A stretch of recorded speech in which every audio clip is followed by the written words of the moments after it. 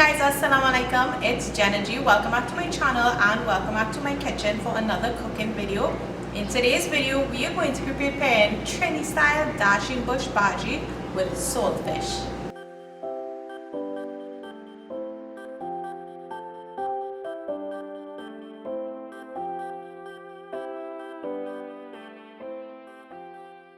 So bhaji is usually enjoyed with dal and rice or even just rice alone, and it's one of those things like it's just perfect. It's a perfect meal, perfect dish, especially when you add in your little kuchala and your hot pepper and you use your hands to eat it, or like we say sani of the food. It's one of those perfect dishes, perfect meals to have, and it's definitely one of my favorites.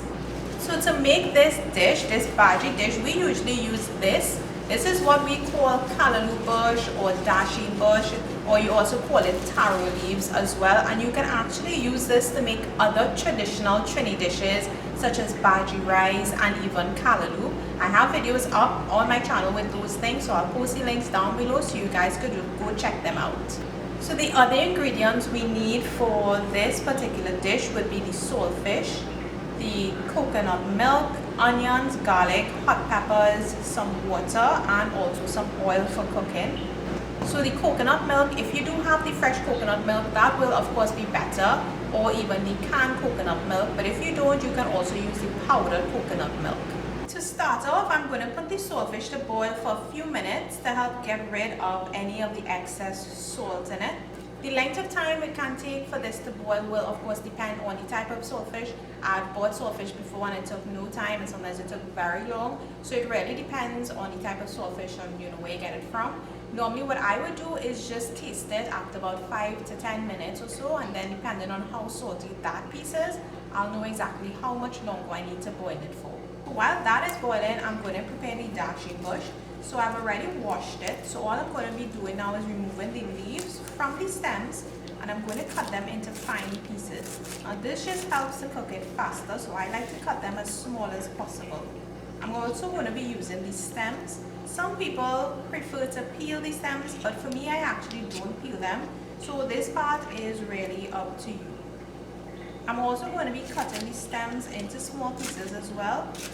And then once I have everything cut up, the leaves and the stems, I'm just going to wash them out properly again. And I'm also going to slice up the onions, the garlic, and the hot pepper as well. So when the saltfish is finished boiling, I'm going to remove it from the heat. And once it's cool, I'm going to break it up into pieces. So now that we have everything prepared, we can cook it all up. To start, I'm going to add some oil to a pot over low-medium heat. And once it's nice and hot, I'm going to add the saltfish, the onion, the garlic, and the hot pepper. And I'm going to cook it for 2 to 3 minutes or so until the onions are nice and tender. I'm going to keep my heat between low and medium, as I said. That's just to make sure that the stuff does not burn in the pot. Then I'm going to add the dasheen bush leaves and the stems.